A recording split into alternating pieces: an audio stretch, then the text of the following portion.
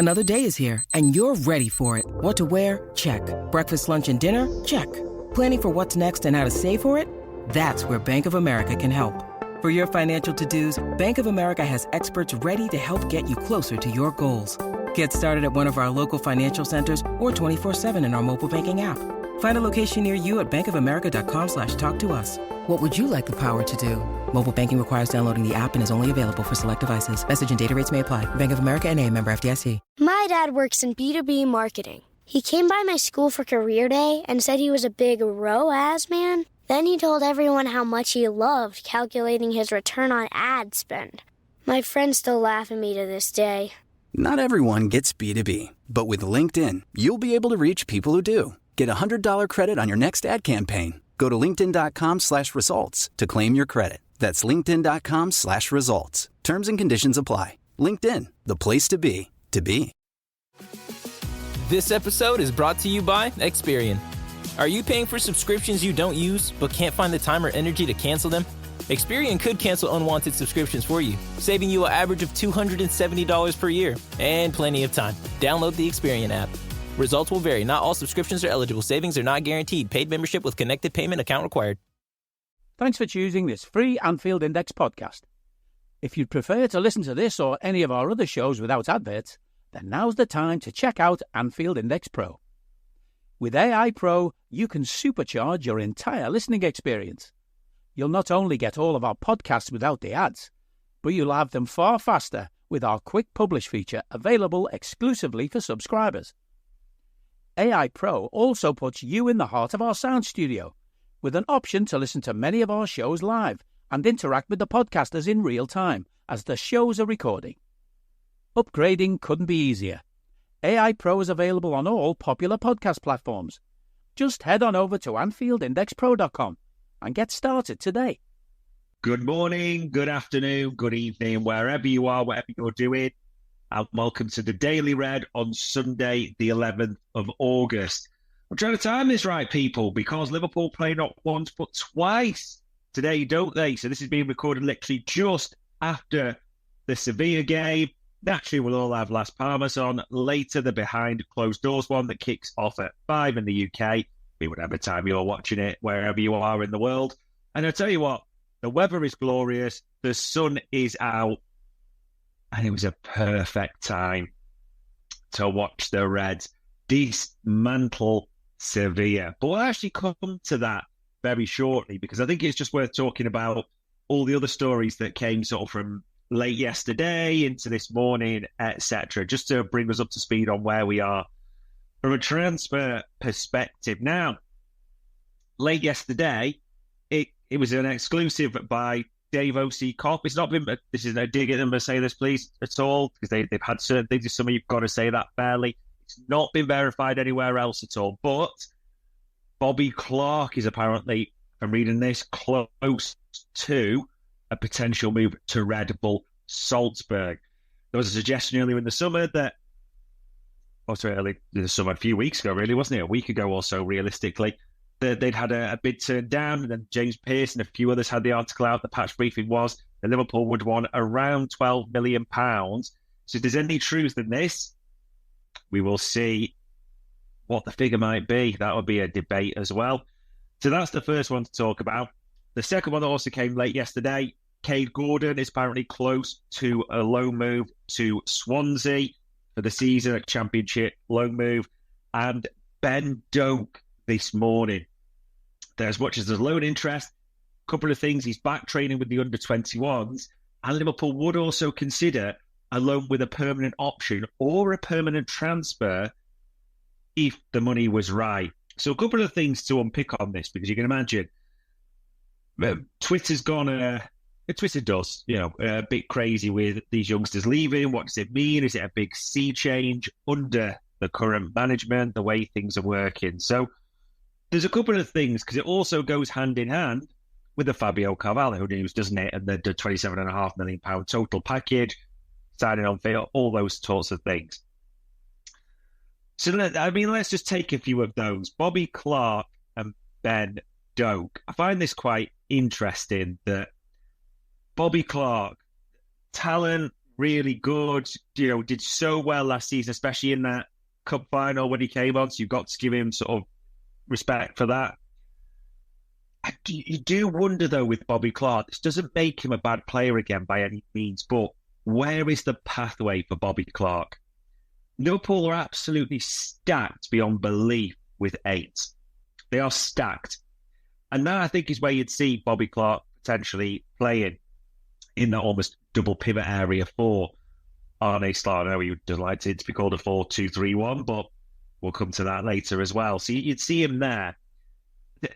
Struggle again to see his minutes as a 10. There's so many options. It's such a congested midfield, but he's not a 6. There's no doubt about that. He probably isn't a 10, so he's an 8.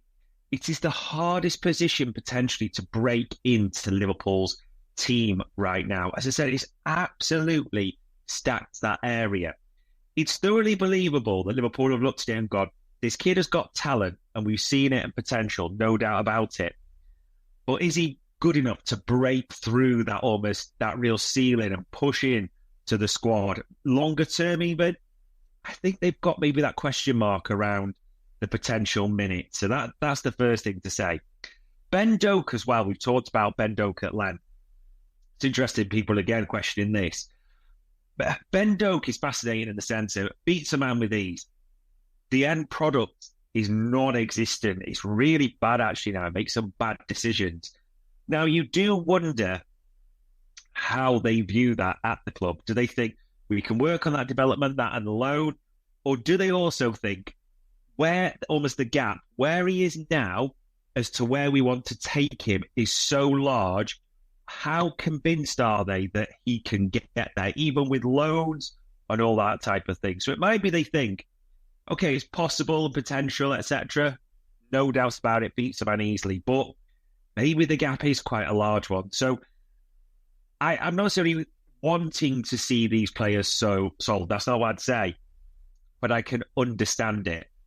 And I also think about the youngsters currently in Liverpool's squad right now, and more importantly, maybe to say the team. The ones who are in the team, I want to say to you, I know it's not just an 11 each week, but Connor Bradley, Harvey Elliott, and Jarell Quansah are the 3 that can be considered each week. So that is the level you're talking about. Think how much all of those would fetch right now in the transfer markets. Small fortunes. Absolute fortunes. If you put it all together, unreal. And not that we want to do that, but what we're saying is that is the level. And maybe when you look at Doak and Bobby Clark, you can think they are very talented. They've got potential. But will they hit the level, a bit like Carvalho, to hit the level to be a Liverpool first team player? That is maybe the question marks, I think, that sit there and maybe give us a bit of an inkling as to, if they're true, these reports, why permanent transfers are being considered. I think like Carvalho, you have to think it's not bad business if you sign someone for 7.7 million. There's different reports in there, but essentially going for 27.5 million after a year and then time on loan, etc. So there's that to bring in at the same time. Also, I think Carvalho, Doak, Clark, I don't know, it's a question mark, but I think that, those 3 overall, I don't have much doubt they can play in the Premier League as well. So the team is dependent, I get all that. But the key point I'm making is they might not be Liverpool first team players, hence why they're prepared to sell them. And very smartly, it sounds like they're safeguarding at the same time, doesn't it? That there is clauses being put there, whether it be buyback, sell-ons, all those types of things. So, yeah, it is thrown a lot up, but it's interesting. It's also interesting that, hey, Gordon loan, isn't it? Swansea, that'll be interesting for him because he got back into the under-21s at the end of last season. He's always been highly rated, hasn't he? It's just been injury nightmares, unfortunately, for the kid. Scored a belter at Old Trafford for the kids at the end of last season as well. It's left-footed. So that doesn't surprise me that they think, let's see what we can get out of this kid. Even Bajcetic, yesterday's reports that he would be available for a loan. So it's going to be a very busy week. There is zero doubts about that. And speaking of busy weeks, there's no Zubi news in there. We're all waiting. It'll be interesting for me, how long do they give it? Because you almost need to give it time for a couple of reasons. A, to let Sociedad fans, they hope, get used to it. It's not new news, is it now? It's out there. So very much they'll be sort of going through that, and it's all nervous waiting. It also now adds to the weight of the longer the jury's out, they say is guilty or better, doesn't it, in that regard? You do start to think it maybe gives time for now Zubimendi. You're hoping, and maybe this is my wishful thinking, I don't know, to say, it's with a heavy heart I have decided I want to take this step. Xabi Alonso, my hero, etc. That is what we are hoping, without doubt. However, 3:00 on Sunday, we await news. We'll have to see. We might even have to wait till next. Who knows? Everyone's just waiting. It will be interesting to see what deadline Liverpool put on it. And that just relates me to the Stat Pack article that me and Bart's put out as part of the Transfer Market Metrics. Bart's is naturally in a different part of the world completely now, in Mauritius, so we have to be careful how we get things together and try and line up. But there's a lot of effort and stats gone into that for you, ladies and gents. So please, I know it seems like a shameless self-plug, but mainly for Bart's work as well. Think of the doctor, if nothing else. Have a look at that Stat Pack article on Zubimendi. I won't give everything in there because there's a lot of detail and information. But why I'm almost salivating about and excited, I so hope we can get this done, as me and Bart's both conclude in there. Zubimendi moves the needle. We're talking about a player on both sides of the ball. Passing, aggression area, we could go on forever. But I do think if he is the six, which you are hoping that comes in, it is a real game changer for Liverpool that way. So fingers crossed on that. We will have to see. We await news. So let's talk about a game, because funnily enough, Liverpool have just beaten Sevilla 4-1. I mean, there's 3 first half goals, and I've got to be honest, it was quite a tight affair before the first goal is. There's a lot of focus on our build-up play. We will see that this season. It's slower than maybe people would like.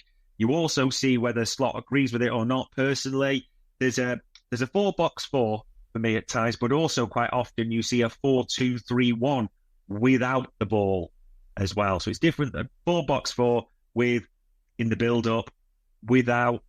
We do move. It does look like a 4-2-3-1. I think a fair few people agree with that. Whether Slot does or not, my take on it.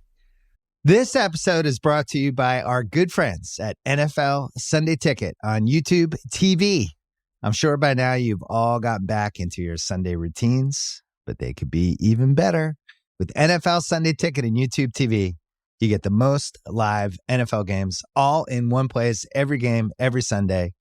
And you can even watch up to 4 different games at once with multi-view, one of my favorite inventions of this decade. It's exactly what you need to catch all the action.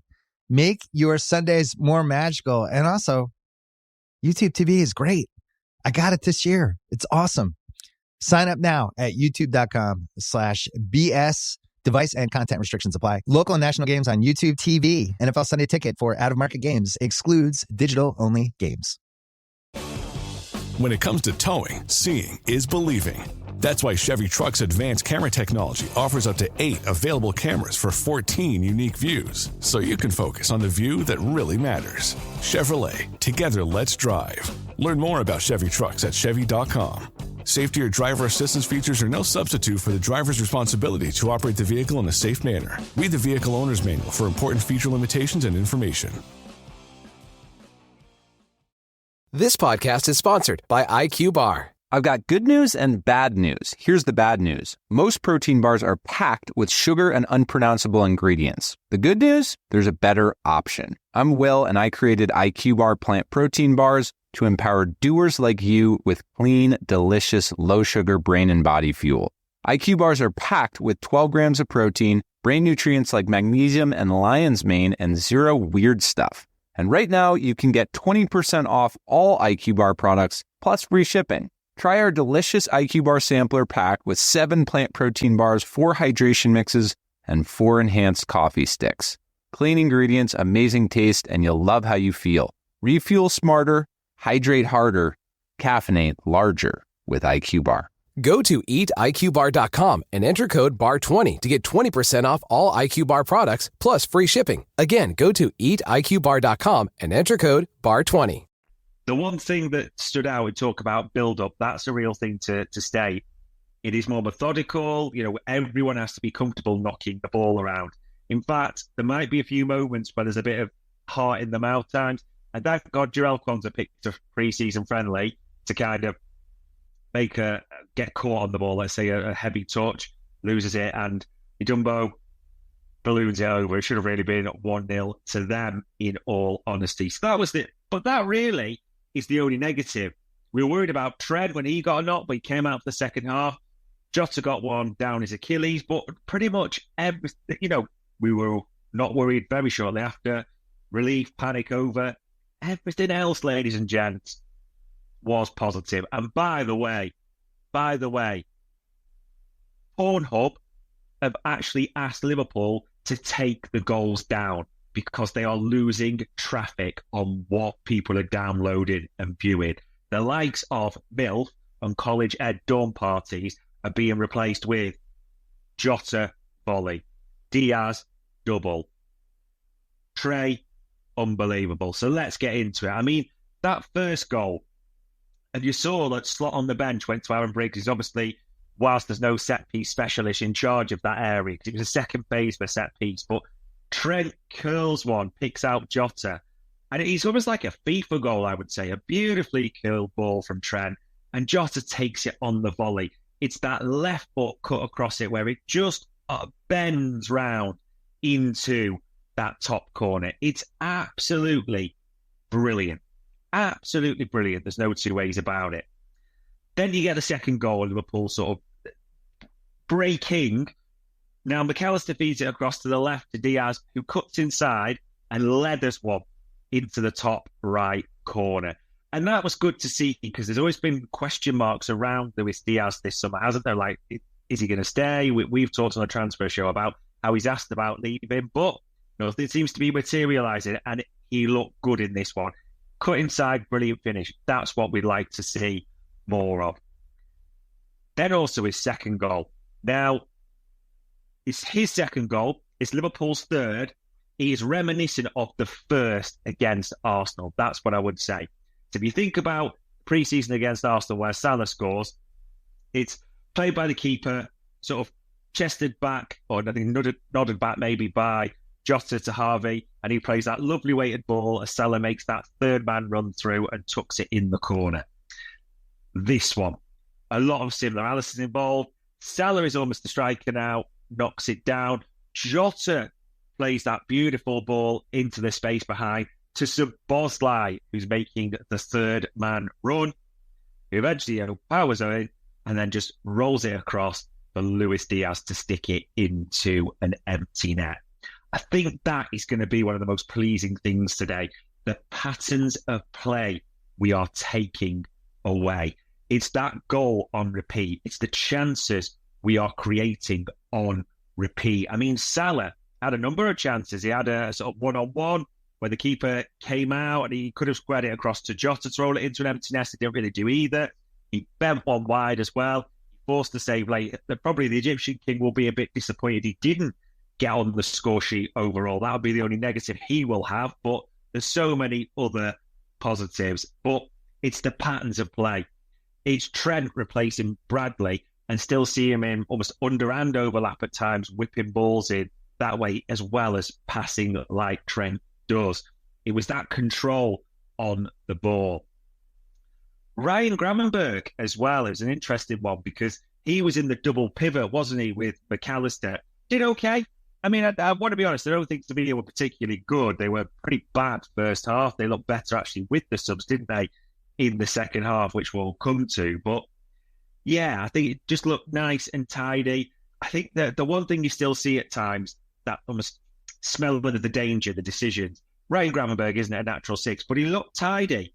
And obviously there's still injuries that can happen. There's still the 5 o'clock game, everything like that. I would not be surprised at all if Ryan Gravenberch is the starting 6 right now. I know people would lean more towards Chris Jones, and we all know the Endo situation, but it wouldn't surprise me at all. Didn't hurt his claims. I think that is important to say. So first half we're dominant. Second half, then they bring a raft of subs on. And to be fair, they bring on a player, I'm probably pronouncing this wrong, Jika on the left, who started giving us a few things to think about, it's important to say. So they were lively and we made changes. I mean, in the 63rd minute, Diaz comes off, Alisson comes off, Yaros and Trey Naoni come on. And we'll pause there, because it sounds like the game could be starting to change a little bit, because if he would get a goal in the 66th minute, which, by the way, is actually a nice finish, Ajika cuts inside. I think Fernandez, the boy's name is, and who bends it into the bottom corner off the post, so a really good goal. But it's all about Trey Naoni's goal there shortly after. Unreal. Absolutely unreal. Ball comes in from across. It's half-headed across, and it bounces up in the area. So Trey running onto it, literally as it's rising still a little bit, so it can be one of those awkward ones where you could easily slice under it and it flies over the crossbar. Gets perfect technique right over it, half volley into not quite the bottom corner, but well past the keeper. What a finish. What a talent. And you could see afterwards they were all celebrating. Virgil was keen, wasn't he, to have him, you take the acclaim of the cop again, showing the back of your shirt and all that. I think we've got to put this kid in this category now. We talked about, okay, there's these elite youngsters that we have like Kwanzaa, Elliott, Bradley, who are pushing for the first team picture. I think you have to say that from what you've seen pre-season, yes, he's still got to develop physically, and I know he's not quite at that level. I'm not saying that. But you have to put him, from what you've seen, in that potential category. Maybe, as we said, the likes of a Doak, Clark are a level below that. That's no shame, as we said before, and I've talked in depth. That's not criticising them at all. But Trey looks special. Just to his passing, what we've seen pre-season, he looks like he is elite potential. So that almost might well dominate the headlines. And fair play to the kid, because it was a brilliant, brilliant goal.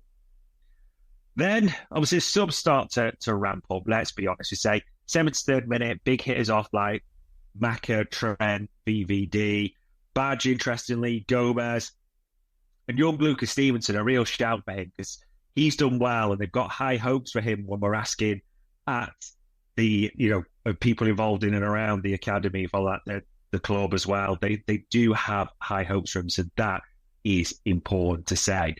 And I'm going to almost jump back a little bit, but naturally, as part of the transfer show, when we say we've heard about Gordon Clark, though, we were asking all about those, to try and get a semblance of, is the truth in that? Is that just a headline?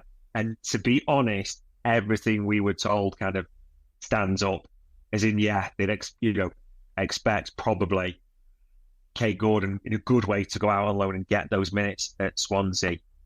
Expect Bobby Clark. It's not a guarantee, but no surprise if he does end up at Red Bull Salzburg. And also Ben Doak. There's stock in this. It would be no surprise if it's a loan or a loan with a permanent, or that is on the table solidly. So maybe in a good way for you, if you think that's the right way as I describe it, maybe a bad way if you think these kids can really make it. Want to be clear that all three of those have been stood up from asking around today. And ladies and gents, it's not going to be long now, is it, until Las Palmas, a couple of hours. I mean, this is important to say, because I wasn't sure when this first came. Is it going to be like the strongest team possible? And then like the kids against Las Palmas? I really wasn't sure. But you just remember the depth of the Liverpool squad, that loads of people will get a run out still. I mean, look at this for a side. You could have Kelleher in net, Bradley, Sepp, Ibu. I don't know about Robbo, naturally. That's a question mark. But he's been in training, so I expect Robbo to start as well. I mean, even in midfield three, Endo, Jones and Harvey, Gakpo and Nunes. And then it wouldn't surprise me if maybe one of the players also plays at 5. I don't know. Or there's probably somewhat like a youngster talent, maybe Ben Doki when it's possible on the right side. But let's not pretend there's not real options in this Liverpool squad. The one thing I'm also wondering is Tyler Morton, maybe. I mean, he came on in the 83rd minute. Maybe there's a transfer brewing with him. We've not talked about him. We've heard all the rumours. But if I was thinking if anyone is going to play again, well, the player has played 7 minutes. It would make sense at the same time, wouldn't it? So there we go, ladies and gents. There's a lot to be excited about for the coming season from what we're seeing, and it's the evidence on the pitch, the coaching, it all looks good, doesn't it? We'll see how this Las Palmas game goes. We may be talking differently. Let's hope we're not. We're also waiting, aren't we, on Zubimendi situation. Marmadashvili, we've already talked about that on the transfer show. That has been stood up, so I wouldn't surprise you if there's news on that. Fabio Carvalho to complete a move to Brentford. And the other kids, we've told you about that. We will just have to wait and see what develops. But ladies and gents, on Sunday, the 11th of August, we've held off getting it out for you because we wanted to get one of the games in. That was Daily Red. We hope you enjoyed listening to this Anfield Index show. Please be sure to subscribe to our channel so future podcasts find their way to your device automatically. There's nothing quite like fan engagement, and we'd love to know what you think of anything discussed on this show. The best way to get in touch is over on our free Discord community, where both podcasters and listeners debate the hottest LFC topics 24/7. Sign up free now at AnfieldIndex.com/Discord. You won't regret it. You can also follow us on Twitter at Anfield Index and find us on Facebook by searching for Anfield Index. Oh, and before you go, we'd love it if you could leave us a 5-star review on your favourite podcast app. It only takes a couple of seconds, and it means the world to the people who create these free shows. Sports Social Podcast Network.